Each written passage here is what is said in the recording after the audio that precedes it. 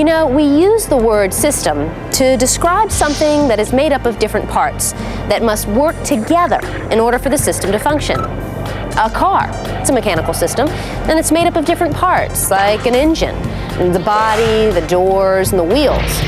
Each part can't get you where you want to go, but when the parts work together as a mechanical system, you can go places with it. The International Space Station is also a mechanical system, with parts in it that work together as a whole. Say, do you know how busy the astronauts are on board the International Space Station?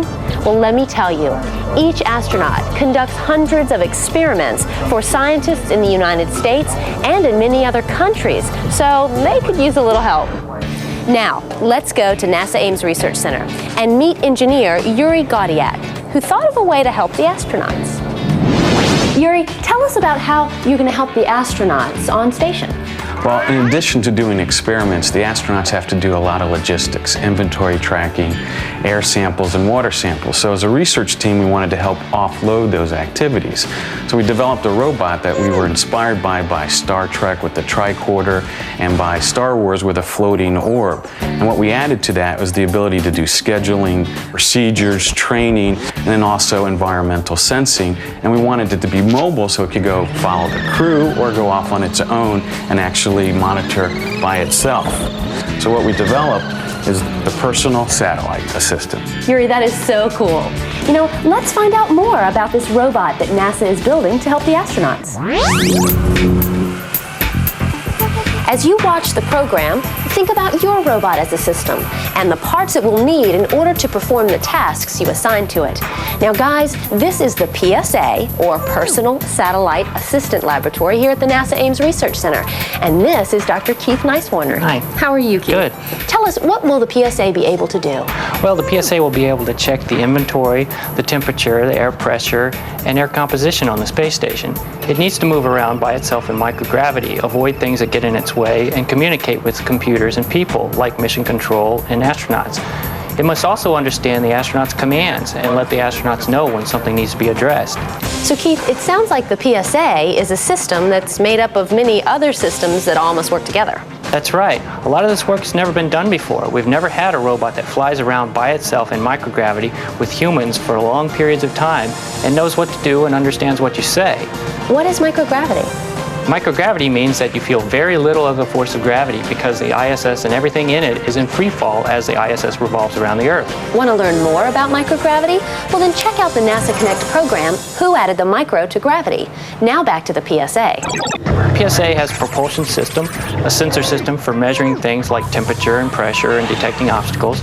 There's also a navigation system for knowing where it is in the station and knowing how to get from place to place. It also has an artificial intelligence system so it can make decisions, and a communication system so it can communicate with astronauts and ground control. How will the PSA see where it's going so it can avoid obstacles that may get in its way? The PSA will use proximity sensors to tell if something is nearby. All these little holes are sensors. We're using sonar or sound waves. Sonar. Isn't that what bats use to navigate and what whales and dolphins use to locate schools of fish? Yeah, it's the same idea. PSA also has 4 pairs of cameras for stereo vision. What is stereo vision? Well, 2 eyes enable depth perception. With only 1 eye, it's difficult to tell how far away something is.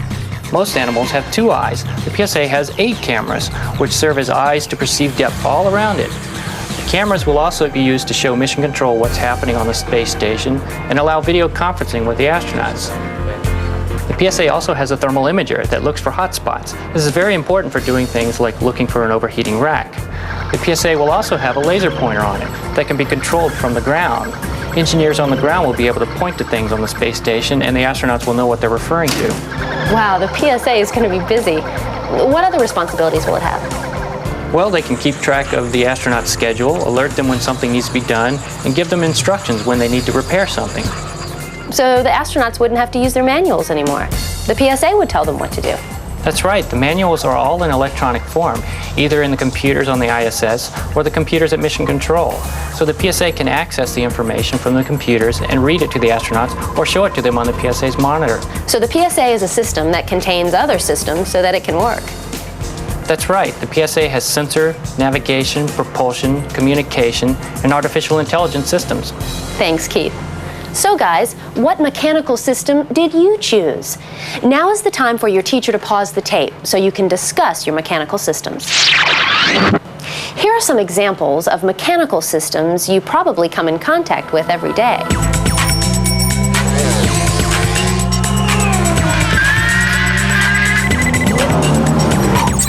Dr. Nicewarner mentioned several PSA systems. Now it's time to look in detail at one of those systems.